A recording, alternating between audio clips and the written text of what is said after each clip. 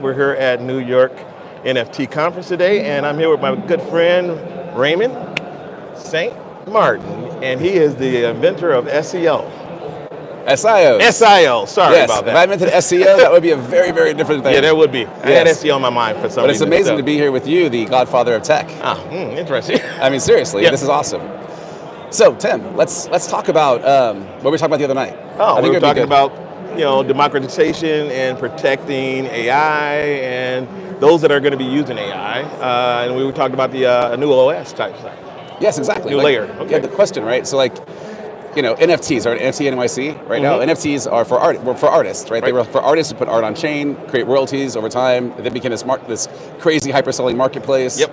Underneath, the whole time I was saying, but there's this tech being built, where we can assign an SIO, which is a non-fungible token, to every single object in time and space, and create an operating layer. So there's this technical piece, there's the art piece. Right. But then once the massive trading happened with the art, we lost the art. Correct. But now we have meme coins, so people can do that all day long on their meme coin.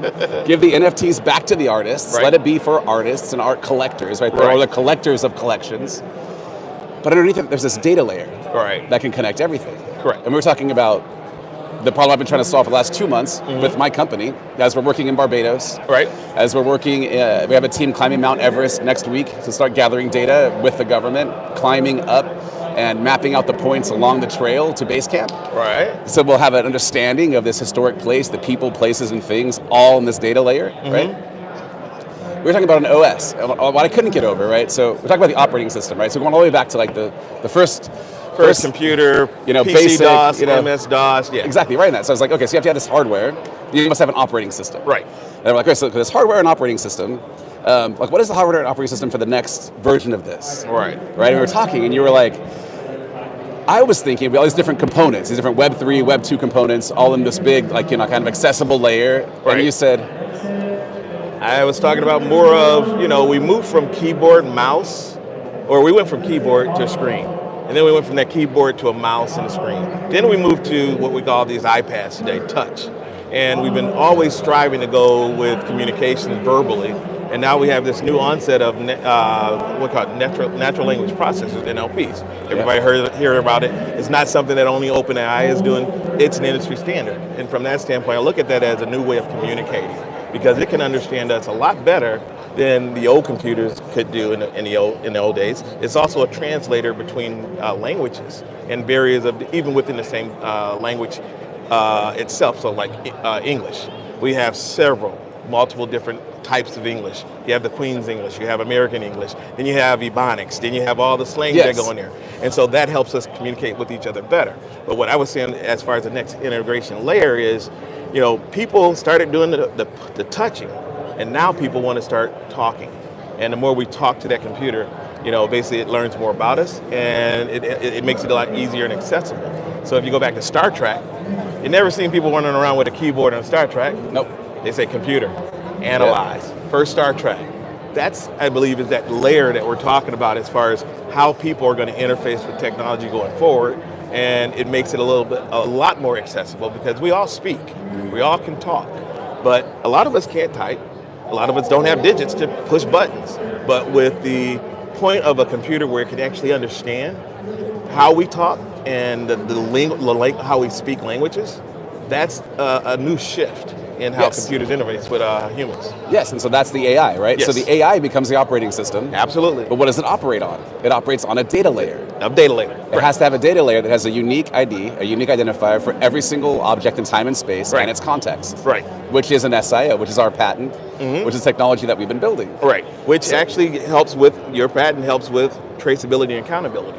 Yes. So now that data layer it's like we don't have to worry about where information is created and where it's going, because now we have that data layer through your technology on how now we know we can go back and trace it from a security standpoint. If someone does something crazy, somebody throws in something biased, now we understand where that bias is coming from. Yes, so that becomes, this data layer with the AI becomes the new operating system together for the next web. Absolutely. So device agnostic, platform agnostic, chain agnostic, doesn't matter. That's the way it's supposed to go. And that's what we're going to do with Esaiyo, starting with Barbados, moving into to Mount Everest, people, places, and things in data layers. So as we're building our technology, we're building one massive big data layer with different points of input. I love it. So you have the transatlantic slave records, the people, places, and things that were transported from Africa, whose ancestors or ancestry currently can't trace back beyond certain records, to the monasteries in Nepal and Tibet, and the trail to Everest, as well as working with musicians, I can't say who, but like famous musicians, and their stories of how music was created, all in the same data layer, being able to be accessed by anybody for any reason at any time, owned by those who created the data, the creators, and who are the data. Right. The people who are the data. Think about that. The people where we've always been the product for the last 20, 30 years, now we become the owners and not just the product, but the controllers of our destiny and our legacy. Yes. I love it. 100%, brother. Yep. Always enjoy our talks.